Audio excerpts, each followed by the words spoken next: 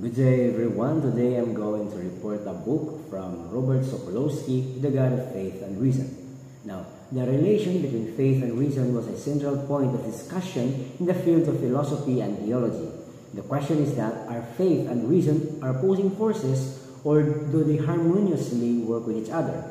Now, the book of Robert Sokolowski, The God of Faith and Reason, he introduces his view on how the Christian understanding of God have a difference from other conception of divinity. Sokolowski emphasizes that the God of Christian is not a merely one being among many, but the creator of all that exists, transcending the world yet intimately remaining involved with it. Now, for this reason, he argues that this unique way of understanding God bridges the gap between the faith and reason, highlighting how these two can be possible at the same time. Now, Robert Sokolowski supported his argument found in the book by examining the distinction from Christian perspective between God and the world, where God is entirely distinct from the creation.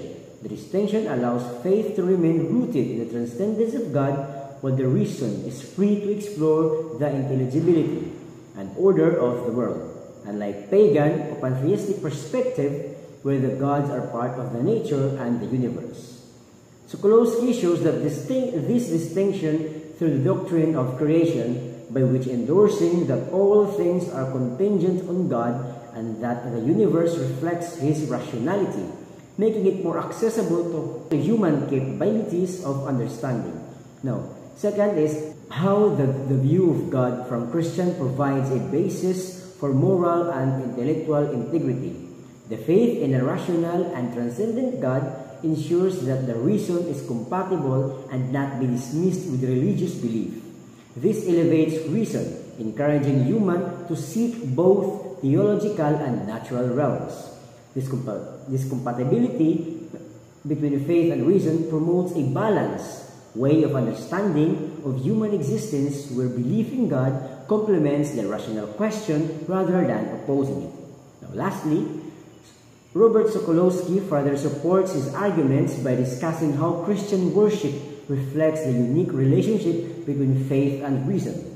The liturgical practices, such as the celebration of the Holy Eucharist, teaches that the faith is not blind observation, but a reasoned acknowledgement of God's presence in actions in the world.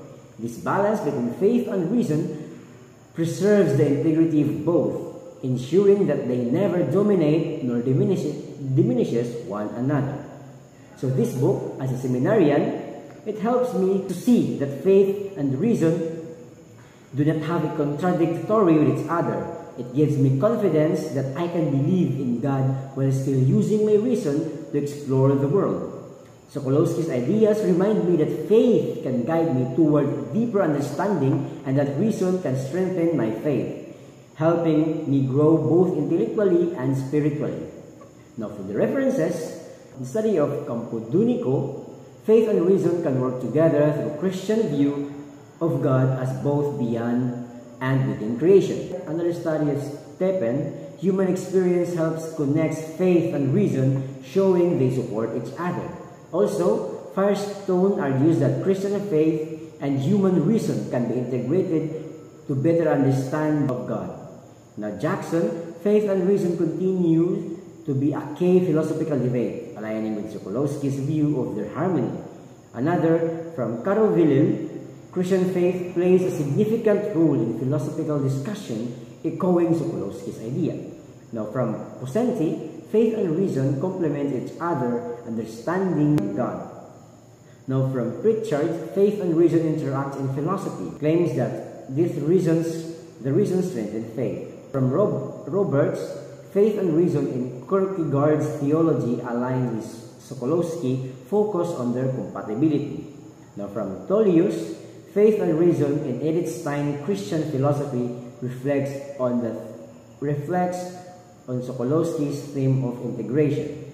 From Bolko and Baume, science and Christian faith can work together. So that would be all. Thank you.